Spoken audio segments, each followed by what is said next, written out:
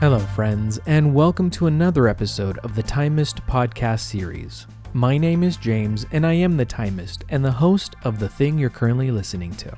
In this episode, we dive into the world of watches, stories, and the people behind them as I'm joined by Kayla, a gaming industry professional who happens to also be a passionate watch collector and someone I'm fortunate enough to call my friend. Kayla walks us through her journey into the world of Audemars Piguet, including the unforgettable moment of getting the call for her dream Royal Oak. In our chat, we learn about how she built a relationship with the brand and get a peek behind the curtain on what it's like to experience an in-person boutique visit pre, during, and post-session. But that's not all. We also dive into her love for Studio Underdog, learn about her path into the tech and gaming industry, and why representation in the watch space is so important. Lastly, we close things out with a fun rapid-fire Q&A session focusing on gaming and watches because we like to have fun here. All this and so much more. So sit back, relax, grab a drink and a snack as we get started. Thank you everyone for joining us. It's my absolute pleasure to introduce our guest today. She's someone from my neck of the woods, physically and professionally, hailing from Seattle and having worked at gaming juggernauts such as Electronic Arts and Microsoft Game Studios, now serving as head of creator on Minecraft. I'm happy to introduce you all to my friend Kayla, who suffers from the same condition known as watch collecting. Welcome, Kayla. How are you today? Thanks, James. Super happy to be here. Before we go any further, let's give our viewers and our listeners some context about you. Please share with us some of your background and past experiences because, like me, we both have like a gaming background, but share some more, won't you? Yeah, absolutely. So as you said, I'm currently working on Minecraft, head of creator. I've been on Minecraft now for about 4.5 years, really focusing on those creators and enabling them to make content in our game. But I've been in the industry now for well over 20 years. I did 10 years of my career at Electronic Arts. I've been at Microsoft now for 8 years. Really been just a great career making games, just having a lot of fun.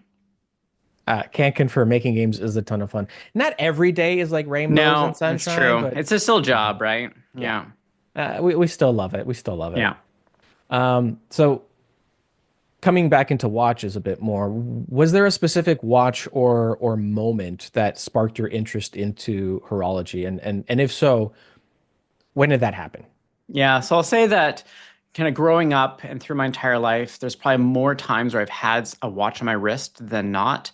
As a kid, I had a Timex Iron Man. I remember having a Tetris watch so that I could play Tetris in class, really stealthily, very, really You, nice.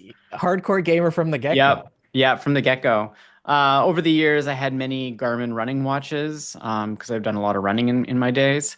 I was an early backer of Pebble, which was an e-ink kind of smartwatch well before Apple released their stuff. So I had Gen 1, Gen 2 Pebbles. Then kind of dove into Apple Watches as well, kind of going along with my tech obsessions and stuff. Mm-hmm.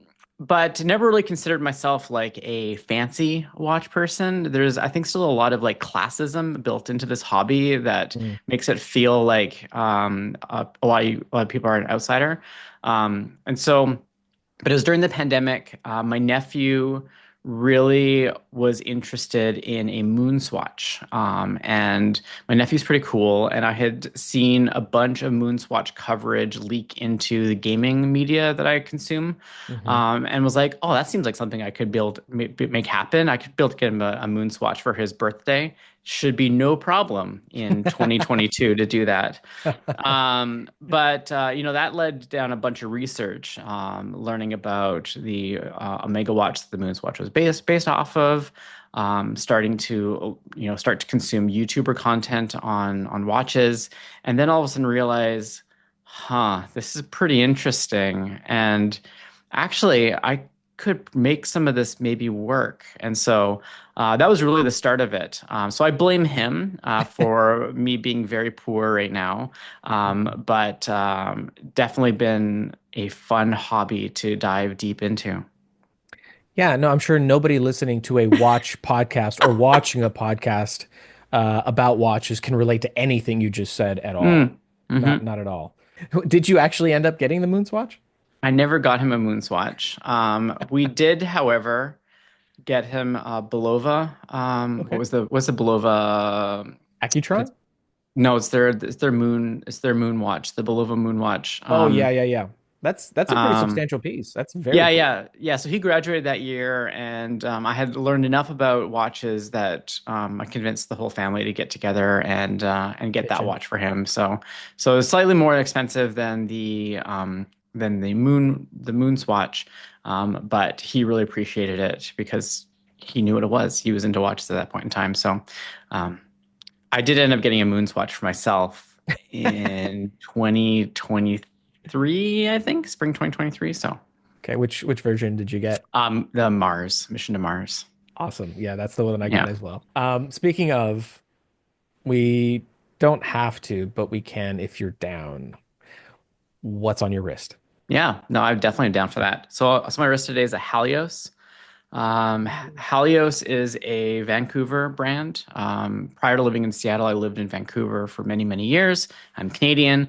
Vancouver is probably the city that I feel most at home in.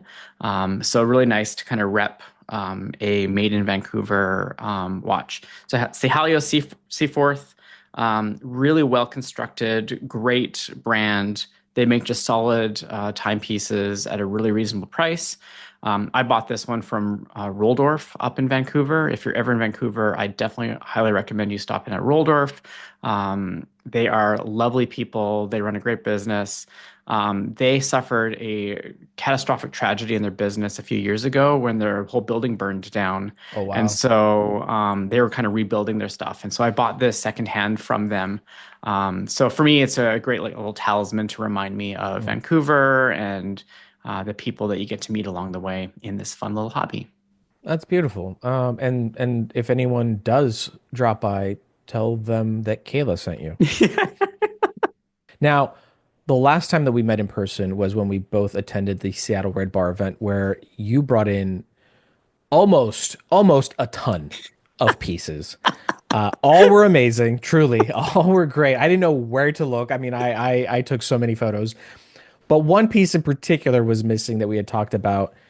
Tell me a bit about your latest acquisition, and if you would please, if you would kindly, to use a phrase from BioShock, share with us a bit Yes. about your Yeah. AP journey. Would you kindly? That is a good deep Would you cut there, kindly? Finn. Very nice. Yeah, so I did bring in a bunch of pieces at the last Red Bar. I call them my crowd favorite pieces. There's just Mm. a number of pieces in my collection that are colorful and fun and span all different price points, and everybody really enjoys.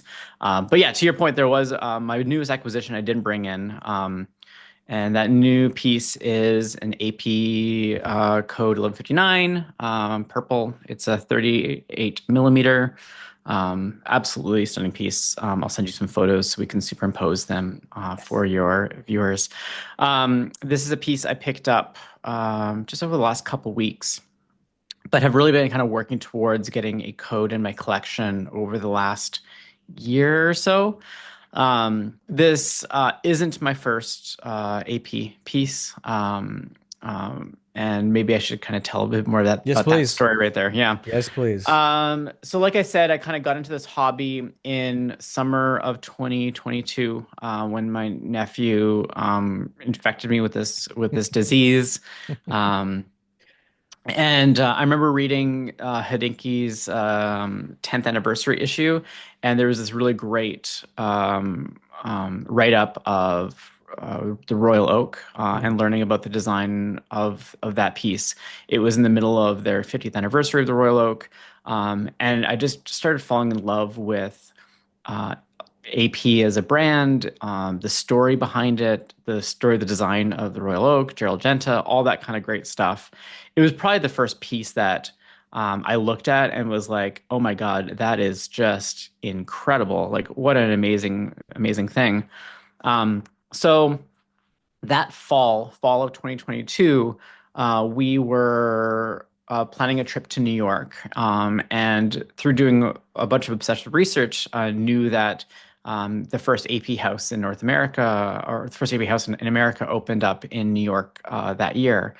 And there was a really great article on Hodinkee that year of someone visiting that store. And I thought, man, that would be an amazing experience to go really immerse yourself in the brand and maybe uh, go there and introduce myself and stay friendly. And then maybe someday it would be amazing to own an AP piece.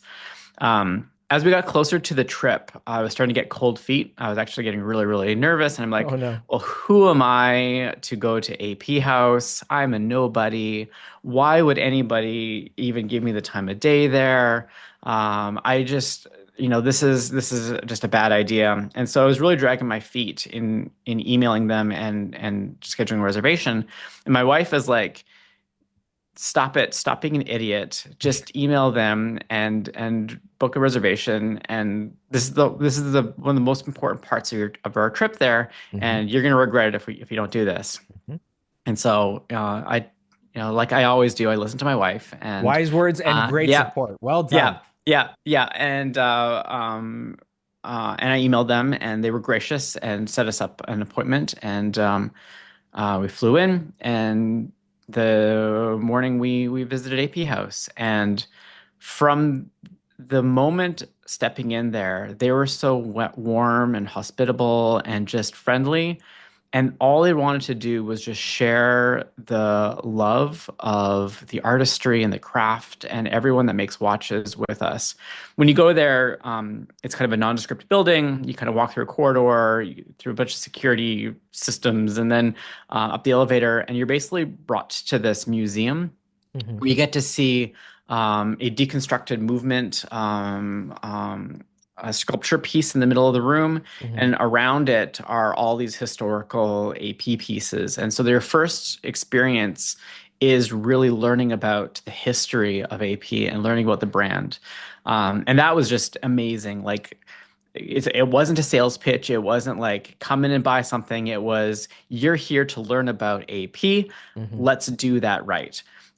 You go in there, they offer you a drink, you pick out a few pieces that you want to enjoy while you're sipping your drink, and you just have a chat with someone there. And it was just such a wonderful, wonderful moment. I picked out a 37 millimeter Royal Oak to look at and two Code 59s at the time. And all the pieces I looked at were just absolutely stunning. Disneyland for watches. Disneyland for watches, yeah. And so, we spent a good hour there. They had a giant print copy of the Royal Oak 50th anniversary book. We flipped through it a bunch, and we just had a wonderful time talking about watches. Um, a lot of times, people, I think they stress about what watch to wear when they go to an appointment like this. Definitely. Um, I would imagine so. yeah, I like when going to an event, like a Red Bar event or a boutique somewhere, you go, yeah, what do I wear? at that time, I only really had one kind of luxury timepiece in my collection, and that was my Tudor black bay ceramic.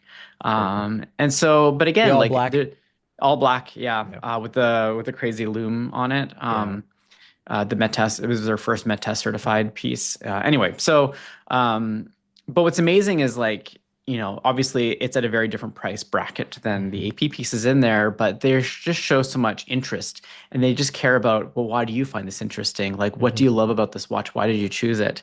Um, so there's no judgment, which was just incredible. I was showing them the back and how you can see the blacked out movement and all that kind of great stuff. So anyway, sorry. Which is exactly what you hope would happen, Yeah, right? It's walking into a building full of people that have passion and love for the industry as a whole, right? that's right. Yes, we love our brand. That's why we're here. That's why I Yeah, work here, is because I really yeah, attracted to the brand. You expect that and you hope to see that. But you also, in your heart of hearts, hope that they appreciate watchmaking across the board and they don't yeah, like poo-poo any brand absolutely. or any, choice flavor or attraction to any Yeah, watch, which like kudos to them. Very, very, very nice. yeah. So it was very, very lovely. I kind of left there just feeling like I was floating on air, like been to the moon. Like, it was just amazing. Just felt like left feeling like $1 million. And was there a time limit, or was that communicated it prior? didn't feel like there was, Hmm. but because it was so organic, Hmm. I suspect they hold about an hour long appointments. Hmm. But it felt like you were in a different time when you're in there, and they're just so good about managing the flow of the experience Hmm. that it's not like you feel like you're rushed at all. Hmm. It just feels completely organic and all that stuff. They limit it for, I believe they limit it for first time guests. And the way they do that is you only get to pick out three pieces to look at. Hmm. And that kind of limits how much kind of stuff that you're going to be able to kind of do there. Um, anyway, so parting words from him was, I'm your guy here. My job is to help you get whatever you want, and all you need to do is just email me or text me whenever you're interested in a piece or something that you want to pursue, and then I will work towards that for you. Um, Awesome. and that's it. And that was the end of it. So no sales pitch, no Hmm. nothing, and it was wonderful. Um, So so essentially, welcome. Here's a tour of yeah, our past. Go yep, ahead and pick up some pieces from our present. yep, Flip through some really nice books, have a drink, yep, ask questions. Oh, what are you wearing? Tell me a bit why you yep, love the piece that you're currently wearing. By the way, this is who I am, and this is what I can yep, do for you. And we yep, hope you enjoyed your time, and yep. we'll see you And there next was time. and there was also a lot of like they wanted to know who I was. What did I Mhm. do? What were my passions? They really wanted to get to know me as a person. So yeah, so I thought that was really great. Very cool. Next day, I emailed, thanked them for a wonderful visit, being gracious hosts, and said, um, I'd like to pursue my first AP piece, and I know this will be hard to get, but I really want my first AP piece to be a 37 millimeter Royal Oak. Um, and he's like, "Thank you. I'll see what I can do, and I'll let you know." And Hmm. then I'm like, "Great. I now can start saving Yeah. for this piece, and everything is going to be great." Did you So do you it's specify dial color and yeah? yes, I did specify dial color, yeah. Hmm. And so I said I wanted a blue dial, Hmm. Royal Oak, and so I'm like, great, I've heard this takes years, so I got some time to save. It'll be fantastic, and I can put this on my mind, and maybe I visit a few more times, and all that's great. 2 weeks later, All good um, plans, eh? All good yeah, plans. yeah, 2 weeks later, I get a text from him, and he asks if I would be interested in a gray dial, 37 millimeter Royal Oak. And I look at that and I'm like, okay, first of all, how is this happening 2 weeks after my appointment? That's crazy. Start shaking a little bit, knees Start giving up a shaking a little. bit, knees Yeah. going a little bit. And then I'm like, I really appreciate that you're looking out for me here, Hmm. but I really have my heart set on a blue dial. I really hope that this gray dial goes to a great home and Yeah. someone that will love it very, very much. Very gingerly worded, very, very delicate, Yeah, very, very, very nice, very nice. Although I can hear people right now that are watching or listening going like, I would have taken any dial color, really. 100%. Yeah. 100%. Um, so then I'm like, okay, well, maybe I burn my bridges here and I'll never, and I, come back again a year from now. Hmm. So an hour later, he messages Oh me my goodness. and he's like, okay, what about this blue dial one? What about the classic blue Hmm. 37 millimeter?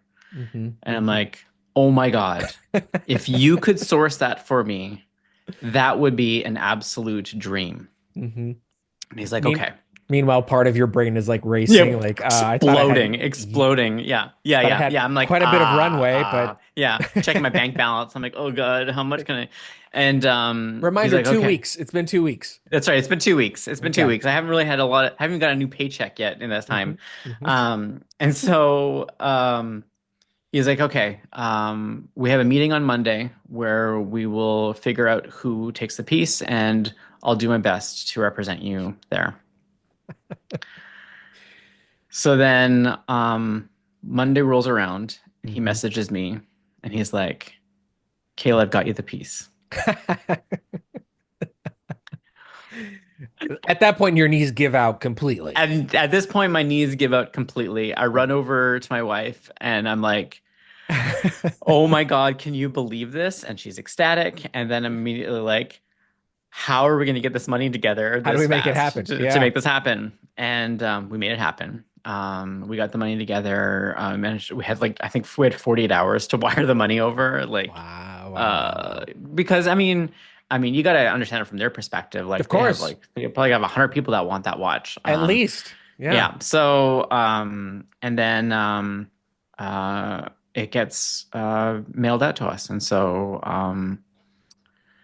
So it got shipped to you. You didn't actually have to got go to New shipped. York. Yeah. Because I mean, going back to New York after two weeks, and then over the holidays, over the holiday Yeah. period would have been stuff. I had an option to either go there, pick it up, or get it delivered, and yeah, that's the There it piece right is. there. Look at it. It's stunning. I will superimpose images. Yeah. But yeah, if you are a listener, thank you for listening. If you're a viewer, well, you get to benefit from the Yeah. medium of visual awesomeness.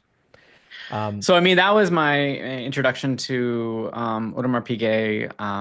Obviously, that is not a story that everybody gets to tell about that thing. And so I fully internalize how special this is.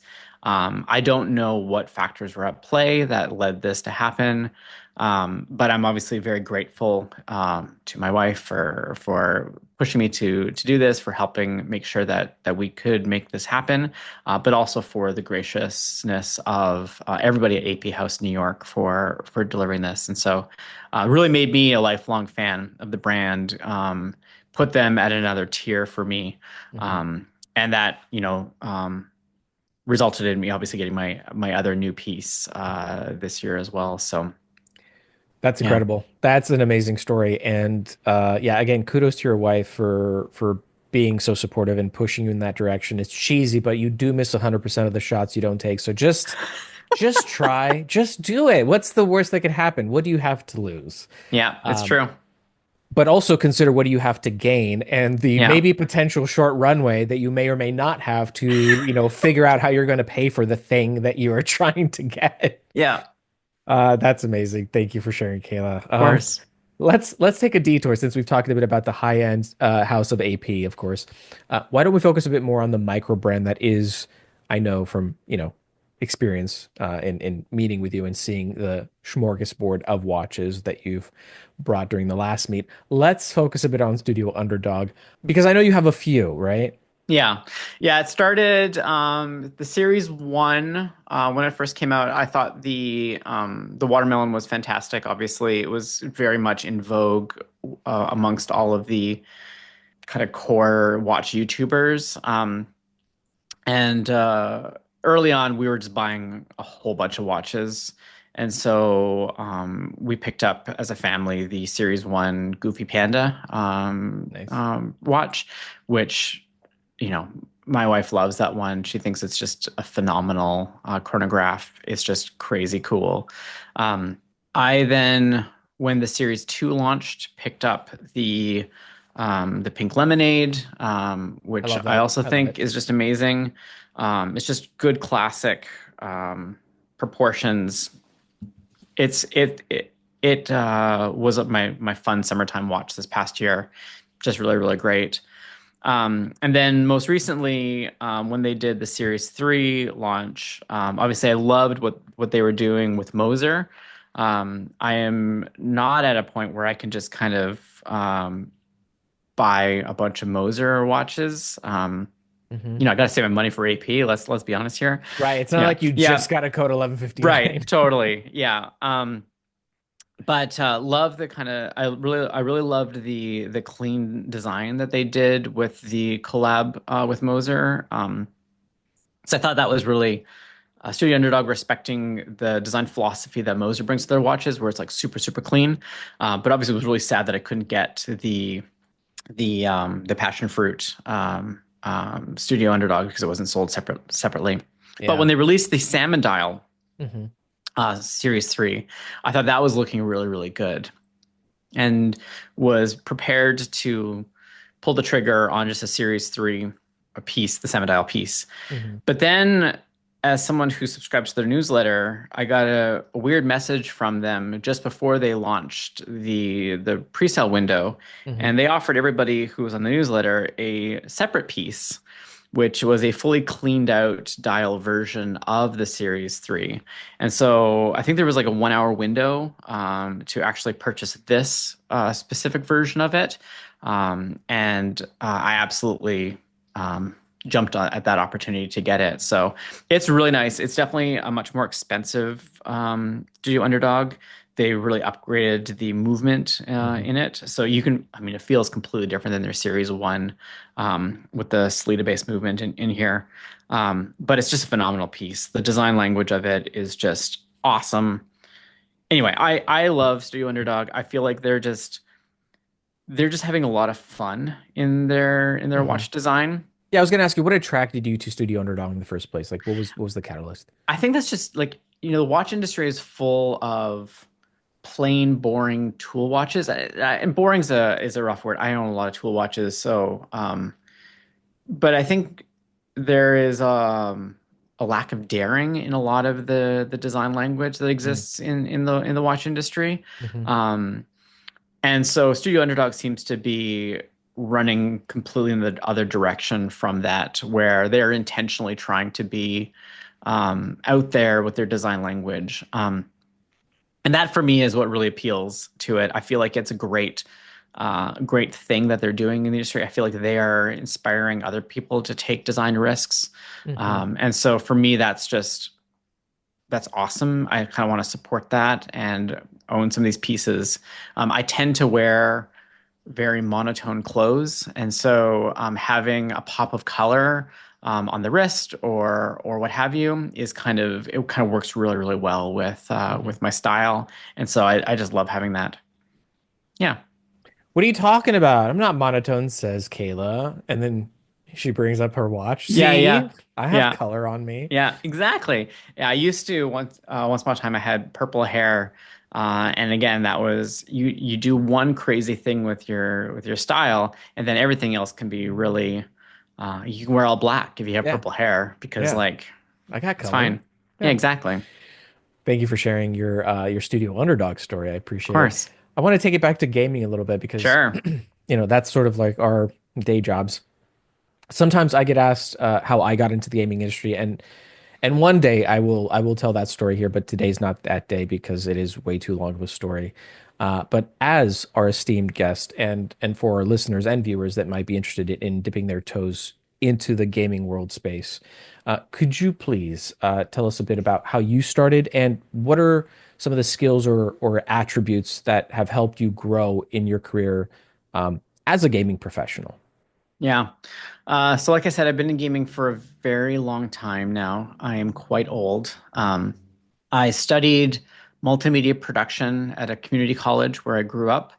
I did 2 out of 3 years of that diploma program and then dropped out so that I could move halfway across the country and take a job. And so I started working in Vancouver as a Flash game developer back in the day. I was making Flash Flash games. games on the Yeah, internet. yeah. We were making them to teach English as a second language.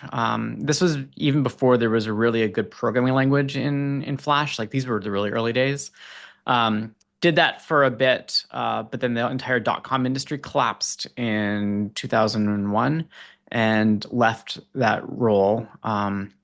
Was thankfully hired on at Electronic Arts as a contract QA tester. And so I can relate to that, that. yeah, so that's how I started my role. Mm. Um, I just kind of worked my way up, learned on the job, learned a bunch of things, worked hard, tried to prove myself, and just grew. So, 10 years at EA, I moved up from QA to project management, people management. I was a development director there for a number of years. Um, Left EA, joined a startup to be a producer and game director on a few titles there. And then that kind of helped me go to the next level, which was doing VR development and then getting a gig at Microsoft as a product manager there. So, I feel like my career has been a lot of just kind of incremental growth and improvement over time. Hmm. I didn't have like an Ivy League education. I don't have a degree. So it's really been just learning, growing. I think the three things that have really held close to me is passion in everything that I do, humility in everything I do, and just an unending curiosity and just willingness to kind of learn and grow. So, if I was to give advice to someone who wants to get into gaming now, I would say there is no right way to get into gaming. There's a lot of ways to do it. You can build experience anywhere. A lot of project experience that you would do anywhere in tech or in any other industry is transferable. But you can always start making games as a hobby now. It's never been easier to make games, whether that's using software like Unity or Unreal, or even being a creator on platforms like Minecraft. There are lots of ways to build content and build skills and get yourself in there. But take the first step and kind of pursue your interests. And if you're passionate enough, the success will come, right? Just keep pushing, and go. Just go. Yeah, yeah, of I like that. I like that. Thank you for sharing. I think it's course. important for people to hear from industry professionals that have been there, right, at step one, and being able to look back and do like a retrospective and say, in my experience, there is no clear how-to recipe. And I can relate to that as well because again, if you would have asked me, 15 years ago, was there a plan? No, there was a dream. Yeah, There yeah, was a grand ultimate vision, but I wouldn't have known what steps to explicitly take in order to achieve that. But it did yeah, start with somebody believing in me, my wife, and it also, was highly dependent on people within the industry seeing the passion, the drive, and the desire to want to do good. yeah, And oftentimes it's also tied to, in part luck, right time, right place. But it did teach me that in my own right, when I see that in front of me, when I see the passion, when I see the drive, when I see the hunger in someone, to remember that someone extended a helping hand or cracked open a door for me. And now it's my turn. So thank you that's for great. sharing. I That's appreciate great. that. I also know that we've talked about this previously, but I wanted to bring it up here. Representation, it is important. Mm-hmm. Now, of course, as a woman that's into watches, what are some observations, good or bad? Because again, we know that it's not rainbows and sunshine all the time, whether it's Mm-hmm. in our day-to-day jobs or our hobbies, good or bad. What have you noticed over the years? Yeah, I mean, I feel like I feel lucky that I found really great communities. The Red Bar group here in town is full of just amazing people, super welcoming, wonderful, wonderful people. So even though there are not a lot of women that are in that group, everybody feels welcome and respected, and it's amazing. So I think that's been incredible. I've also been really fortunate that the ADs and shops that we have here in Seattle are also phenomenal. You go in there, you're respected, you're treated seriously, and that's also been amazing. I feel like that isn't true in all places. We were in New York, and you go into various shops, and sometimes you're treated well, and other times you're completely ignored because, why would you be interested in stuff here? Or you're looking at tool watches, and the cashier or the AD there is like, "Oh, are you into Cartier? We should take you over to the Cartier section." It's like, okay, well, dude, just meet us where we're at. So I mean, there's definitely some annoyance there. It does feel like we have to kind of puff ourselves up a little bit more when we go into some of these shops to kind of prove that. no, I know what I'm doing here. I know what I'm talking about, and you need to take me seriously, or I'll go elsewhere. Mm. That kind of sucks. But it's just kind of part of the armor of shopping in this industry. But I also feel like there's a lot of goodness happening. There are a lot more women into this hobby than I think anybody realizes. They just may not be in the same social circles and groups that are getting attention. And so, I mean, everywhere I look, there are role models that are working in the industry from like a sales perspective or marketing or watchmaking. There are some amazing collectors out there that I admire. There's amazing YouTube creators that I admire, and so there's no shortage of role models to look for in this industry. So I feel like that's probably one of the more interesting things is um, everyone talks about this representation, and there's not many women in this hobby, but I feel like there's actually a ton. They just may not get as noticed. Yeah, no, thank you for Yeah. sharing. Appreciate that. As I was listening to you, I was imagining you putting on that armor as you're about to go in and prepping, and then, I mean, obviously, it's not a super, scheduled out things like we're going to go there. Now we are going to take Yeah. 5 minutes before we walk in and get ready. Yeah. Yeah. But I'm curious if you sometimes have ever felt like you needed to say key words to Yep. activate, to say, I know the difference between a mechanical hand wound movement and what Hmm. an automatic is and what a quartz is and what a spring drive is. Like, has that ever happened to you? Yeah, absolutely. I feel like now, like I can just wear armor. Like if I'm wearing a Royal Oak, Hmm. like Hmm. I'm almost guaranteed to get a level of respect in these shops now. It sucks that I have to do that, Hmm. but it certainly shorthands a bunch of bullshit that could happen. But yeah, like when we talk, I try to immediately go into models and describing things, so that immediately they can be like, okay, right, you know what you're talking about, sort of a thing. So Yeah, yeah, I can see that, like, just establishing your like XP level when you're yeah, saying yeah, these certain phrases. exactly, Like, yeah, this is, I'm not level 2, but I'm like level 57 potentially in this like nondescript. I don't even know where the tail end of this level system is, but yeah, but having to say these things in order to inform the AD representative that you've been around, you know what you're talking about. You're yeah. still, humble and want to learn. Obviously, That's we right. don't. Nobody That's knows right. all the things, That's right. but also getting labeled and kind of put in the. Why don't we take you to the nice Cartier pieces with gemstones on Yeah, them? yeah, yeah, yeah. Is not a nice feeling. Yeah, and I mean, like, I am technical. I tend to obsess over details. I tend to do a lot of research. So, doing prep work before going to the stuff comes naturally to me. Hmm. But that shouldn't be required for anybody that wants to get into this stuff. Like, it should be 100% valid if you just want to go in there and look at things that catch your eye.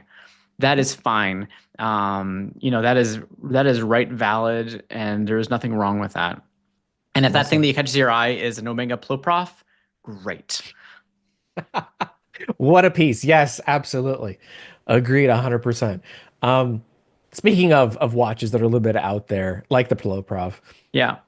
how has your personal taste in watches evolved over time? Yeah. I mean, I still feel like I am really new in this hobby and still kind of developing my tastes. Um, like I said, I tend to gravitate towards unique design language, clean design language, and something that is like interesting. I definitely am going more towards dressier watches. Like I think a lot of collectors are moving more towards dressier watches right now. So, like the last couple pieces that I purchased was like the Code, which is like a classic gold watch. I also picked up a Glasuto Original Pano Reserve, which is just It it's hurts me amazing. every It's time so I see it. good. It's It so hurts me. good. And that's just become like a standard. Like I wear that to work. And it just looks, monochromatic and clean and great. It's Um, gorgeous. Early on, I had bought a lot of Tudor. I had bought a lot of sports watches, and those still get a ton of wear. But now I'm trying to like round out my collection with a few more unique pieces. Um, I am hoping that in 2025 I buy fewer pieces. I bought fewer in 2024 than I did in 2023. But I hope I buy even less in 2025 and really focus on gaps or things that really excite me in the coming year. So We'll see how that goes. yeah, we'll see. We'll see how many fewer watches you buy Yeah, when you bring, 2 tons of watches during our next Red Bar meet. So, yeah, I mean, yeah, I'm not complaining. I love it. But your yeah, pocketbook probably isn't all that happy. yeah, yeah. I mean, here's the thing. Like as people, we learn by Hmm. just doing, right? We grow, we make mistakes, and hopefully we learn from our past experiences. But this kind of ties into what I wanted to ask you next. Looking back to when you first truly got into watches, what advice or wisdom would present Kayla Hmm. to past Kayla, right? Like, So I think President Kayla would tell past Kayla to slow down, take it slow. But I also know that past Kayla would not listen to me on that one. Just like I would not listen to future me saying the same thing. So that would be useless advice. I would say that you don't need to learn by buying. You can learn through other means. Um, but again, I would not take my own advice there, so it's fine. But one thing I would say is that what you will value most is the journey in this hobby and the people and experiences that you gain along the way. I feel like that's the really amazing thing about any hobby. Like when you start diving deep into it, it's the people that you meet that are part of it, the unique um, viewpoints that you get out of it, the experiences that you get out of it. You and I both work in the gaming industry. We have never crossed paths, even though we live in the same city. We know a lot of the same people, mhm, but it was really through watches that it's you and true. I met, and I think that's just phenomenal. So I think that would be the one thing that I would want to tell my past self is, it's not about the watches, it's about everything that goes along with this hobby. That's going to be the thing that you value the most at the end of it. Well said. And yeah, I'm with you. I think if we had the ability to go back in time and only speak to ourselves, like our past selves, I don't think any one of us would truly believe present us. They'd be like, yeah, cool story. Sounds Yeah, good. yeah. Like so many things in life, how many times have we had like someone with more mileage than us, an elder, go, Kayla, James, I've been in the exact same position you are right now. I've been in your shoes. And automatically I'm like, no, you haven't. You're not me. You don't know. Like just from the get-go, you're like, please just fine. I'll humor you. Say your bit. And they'll be like, in this situation, you were gonna want to do this, but trust me, my experience, I'm gonna recommend you do this other thing. And you're like, sounds good. Thank you so much. Yep, yep, cool story. And then we just keep doing our own thing. Verbal imparted advice more often than not kind of just passes right through us. The the lessons that we usually learn in life that stick with us are the ones that we learn on our own skin. Hmm. Hmm. And that's the cycle, right? We live through them, we learn them on our own skin, we age, we get older, and in turn, it is our time to look back and say, "Hey, younger person, listen, I know this is crazy. I was in the exact same position. Another person that had wisdom and experience was telling me the exact same thing, but I chose to ignore. Don't make the same mistake. And we will in turn hear the same response that we gave ourselves. Sounds good. Yeah. Thank you so much. Yeah. Moving on. So Yeah, I'm with you on that. I yeah, understand. But I think a lot of people can also commiserate in this. yeah, yeah, Now, I do apologize. I know it's a tough question. And I'm sorry in advance. I truly am. But I really, I'm so sorry. I'm curious because you have some incredible pieces. But I do have to ask, or I want to ask, do you have a favorite piece in your collection? And if so, what makes it special? Yeah, I mean, this is a pretty easy answer for me. Oh, It's my Royal Oak. It's my Royal Oak 37 millimeter 50th anniversary. Um, it's an icon. It's just freaking beautiful. yeah. I wear it when I want to feel like I have a few more like I have superpowers. Mhm. Like I wear it to conferences when I have to give talks. I wear it to important meetings. I wore it to my cousin's wedding last year. Like it is just such an amazing piece. Um, for me, it is a reflection of how my passion has helped me achieve amazing goals in my life. Mm. And so it's just a piece that I love. And I'm not precious with it. Like, I will wear it a lot. And I love it so much. Like, oh man, it is such a beautiful piece. It's stunning. It's stunning. Yeah. Um, and good on you for wearing your stuff. I mean, I am of the mindset that like I personally don't have infinite funds. I have not Yeah. figured out that cheat code yet. Yeah. Neither have I. Yeah. And so like if we spend that kind of coin for anything, really, Yeah. again, no disrespect to people that like do it and then like stick it in a safe and then like that's how they extract joy out of it. But I Yeah. personally, and it sounds like you share the same sentiment, if we're gonna spend that money, gosh, I am gonna enjoy it. I'm gonna wear it, and I'm gonna make the most of it. Yeah. Thank you for sharing. It is a stunning piece, and I am over the moon that you got it. And again, 2 weeks is basically negative runway. It is no runway. So well done. Yeah. Yeah. The problem Well is when done. that happens so early in your watch collecting journey, like it kind of Yeah. shocks you and you're like, uh-oh, now what do I do? Yeah. Crap. You kind of sampled surf and turf plus caviar as Yeah. your like starter. Like that's Yeah. all Yeah. the Yeah. things. And then you're like, Yeah. what do I do now? Uh-oh. Yeah. It's basically, yeah, that's been my last couple of years is just like, well, now what do I do? Yeah, you say that though, but again, the pieces that you have in your collection that have come along since the AP acquisition, like the Studio Underdog pieces, just speak Yeah. to, your character and the humble approach and love and passion that you have for the hobby. So don't sell yourself short, Kayla. Well, thank you.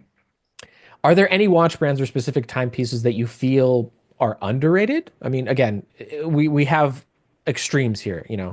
Yeah. So Yeah. I'm curious to know. Yeah. So, I mean, I'm a big Tudor fangirl. I still believe that Tudor is significantly underrated, particularly outside of the watch spheres. Like, Mhm. I don't know the stats, but unless Tudor is significantly outselling Rolex professional pieces, like I feel like they have way more headroom to expand into. I don't think they do nearly a good enough job marketing what they are, and my Tudor pieces have just an amazing feel to them. Like Mm. my Black Bay Pro, the quality of construction of that thing is just incredible.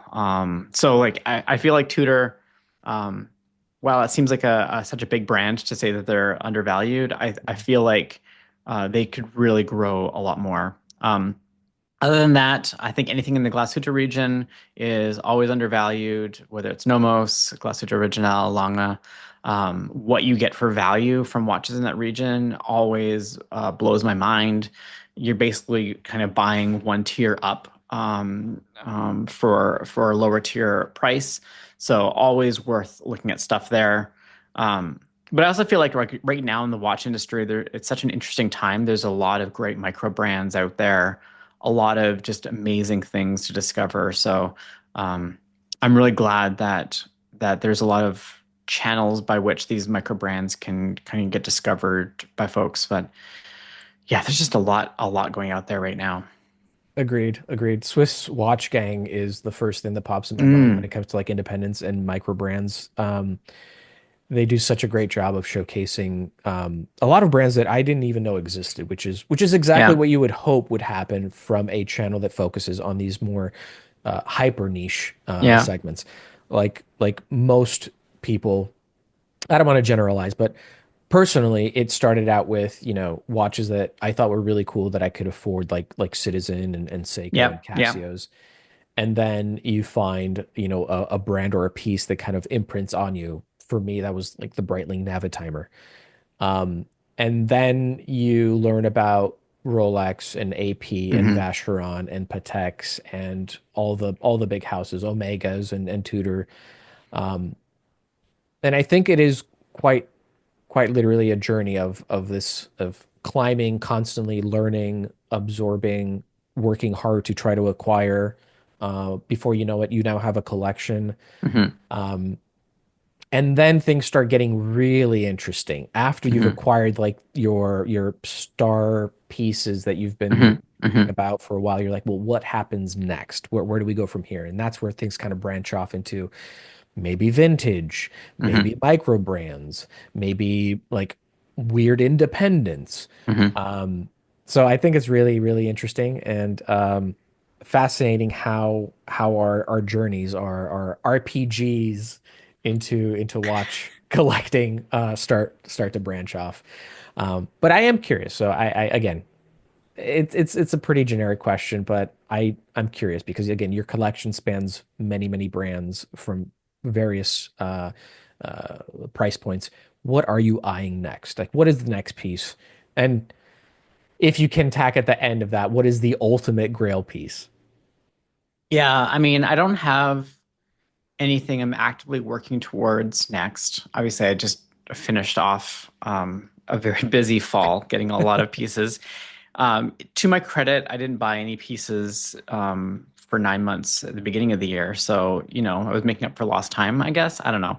Um, but for my next piece, I'm really excited to see what AP does for their 150th anniversary. I don't know if I'll be able to afford anything right there. I don't know if I'll be able to get offered anything there, but I'm very excited to see what they do with that. Um, there's always a lot of brands that I want to add to my collection over time. I don't know when I'll ever pull the plug on that. I would love a Moser. I would love a Ulysse Nardin Freak. I would love a lot of different watches. I would love a Vacheron 56. But I don't know when I'll ever pull the trigger on any of those. Um, so those are kind of a cop out answers to that. In terms of an ultimate grail, I was asked this one recently, which is like if you just had infinite money and you were to buy one watch, um, it would be the MB&F Legacy Perpetual. Like I just feel like Mm-hmm. MB&F is their legacy machines are phenomenal. I'm fascinated by perpetual calendar movements. I don't have a perpetual calendar in my collection yet. Um, the video of Steve McDonald talking about the design of that movement is just amazing. Like I don't know, like do you do you watch like GDC talks in the games industry, like Yeah, of people kind course. of Yeah. dissecting? Yeah, and so Yep. like Yep. his talk there really strikes me of some of my favorite GDC talks of all time of like um, true artistry, the blood, sweat, and tears that go into building something completely different. And so that really speaks to me at like an emotional level right there. Like that piece would just be insane. I saw it in person Oh no. Oh behind no. a glass Oh. wall once, and my heart stopped a bit. So I've never tried it on. I'm very terrified to ever try it on. So Yeah, no, that you should be. Yeah. I stay away from certain things, like in the automotive industry. right, I'm into cars. didn't know that. You didn't really? Yeah, you did. Just out of sheer terror that I will hyper focus and Yeah, get yeah, super obsessed with a thing and then yeah. and then Make it all happen. make it happen and then, surprise, generational debt. Yeah, yeah, yeah, yeah, yeah, yeah. You didn't need your house. What are you Yeah. talking about? Yeah, This this an abode? What please, yeah, overrated. yeah. Thank you for sharing that. That is a yeah. And I hope you get it. I hope you Oof. get it. I hope not. Yeah. That would all kinds of weird things would happen in my life in order for Nah, that to nah, no. happen. And I don't. You'll be fine. You'll be fine. I want to get it and make it super silly right now because we've been Great. having quite a bit of fun. But I want to do a lightning round with you. We haven't done it before here, so we'll alternate between watch questions and gaming questions. So Hmm. basically, I say two things, you pick one of them, and we have fun with it. Sound good? Sounds amazing. Okay, so don't think about it too much, okay? Nope. Here we go. Ready? Yep. Patek or AP? AP. Mario or Sonic? Mario. Studio Underdog or Christopher Ward? Studio Underdog. Master Chief or Doom Guy? Doom Guy. Date complication or no date complication? No date complication. Tetris or Minecraft? Oh, you're gonna get me in trouble. Tetris. All right, all right. Going back to the roots. Yeah. Going back to the roots. I dig it. Seiko or Citizen? Seiko. Link or Zelda?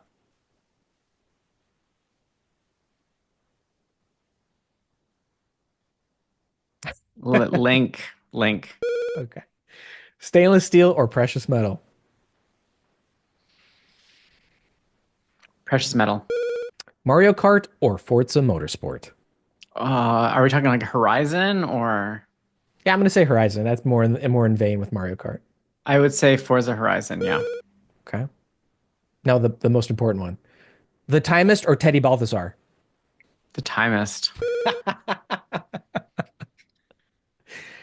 Okay, up until Teddy invites you on an Oh episode, my God. If Teddy invites me on that one, then maybe I need to get the MBNF Legacy Perpetual to celebrate. you would have to. Yeah. It's those are the rules. It's Yeah. we It'll don't be make the me and rules. Kevin O'Leary doing a shopathon at his place. It'll be your Yeah. favorite episode ever, James. Yes, yeah, it'll be my favorite Yeah. episode ever. Yeah. It'll be the Yeah. Canadian episode. It would be. It would be. Yeah. That concludes the lightning round. Interesting choices. I dig it. I dig Yeah. it. You're gonna judge me for these choices now, aren't you? No, no, not at Yeah. all. I Yeah. won't, but the listeners and viewers might. Who Right. knows? All right. We'll see in the comments. Maybe. Maybe. Thank you for that. And thank you for humoring me. I hope you enjoyed that. I did. That's basically it. Kayla, congratulations. You've survived the gauntlet. I asked you a ton of questions and you did the podcast episode with me. So I appreciate you. Thank you. And I'd like to offer you the opportunity to talk about something that you feel passionate about or Mm. just something that you like to shine a light on. This could be quite literally anything. It could be a local nonprofit or a movie that you've watched that you just can't stop thinking about and you just have to talk to somebody about it. Honestly, the floor is yours. Great. I'm gonna keep this car themed because I know you're kind of a car guy. The first one's kind of adjacent to car themes. I, unlike you, never learned to drive a car, so I've been car free my whole life. As such, I'm quite passionate about urbanism, and urbanism can really be described by how a city uses its limited space resources to make a city more livable and more pleasant for those that live there. Um, there's a lot of great folks to follow to learn about urbanism and to get involved. Locally in Seattle, there's the urbanist.org, which is a great online newspaper that kind of talks about urbanist issues. In the U.S., there's an organization called Strong Towns, which really focuses on grassroots organizations making their cities and towns better places to live. And then a YouTuber that I really love that talks about urbanist issues is City Nerd. And really, the connection to cars there is that wouldn't it be amazing if we lived in cities that didn't require people to drive to get to where they wanted to go, but that we built cities in a way that it was something that you could keep as optional or something that if you wanted to, you could, but wasn't required. Because you know what? Owning a vehicle is expensive, and that is money that you could be putting towards watches instead. And so that's one thing that I'm really passionate about. On the other side of that is, oh my God, I want more people to get into F1. I am obsessed with F1 these days. The Netflix documentary really drove me into it last year. We've been following the seasons a lot right now. I can't wait for the 2025 season. Seeing Lewis Hamilton and Ferrari will be amazing. And then I can't wait to see 2026 with all new cars and the new tech in there. So I want more watch nerds to be into F1 so that I can get with them and watch it with them. I feel like there's a really good overlap with watch nerds and F1. So I was going to say and echo, yeah, there's quite a bit of overlap between watch nerds and car nerds, the whole mechanical intricacies and all the technical details that go into making both of the things. Thank you for sharing and thank you for being here. What's the best way for people to find you? Yeah, for me, my watch Instagram is calico.calibers on Instagram. That's where I document many of the watches in mine and my wife's collection, as well as our journey in this thing. So, yeah. Kayla, thank you so much for joining us today, for sharing your stories and for giving us some of your very, very precious time. Any questions for me or any parting thoughts that you want to leave us with? This has been an absolute joy. Thank you so much for inviting me on here, James, the Timist. This has been an honor. Thank you. Thank you. I hope you enjoyed your time with us, and hopefully we'll do this again and have a follow-up sometime in the future, perhaps some additional AP pieces. Who knows, what the future will bring, but I'm excited and I hope that is the case. Everyone, thank you for spending some time with us. Please show your support and check out Kayla on Instagram at calico.calibers. Give her a follow, send her your questions, and tell her that the time has sent you. Until next time, we'll talk soon. Bye. That concludes this episode of the Timist Podcast Series. A sincere thank you for hanging out with us. Hopefully you enjoyed it. If you did, then please push all the buttons that will help you hear more of us in the future. If you'd like to continue the conversation, you can either drop a comment on the associated YouTube video or reach out to me on Instagram at TheTimistIG. Thanks for listening. I'm The Timist. Be well, and I'll catch you in the next one.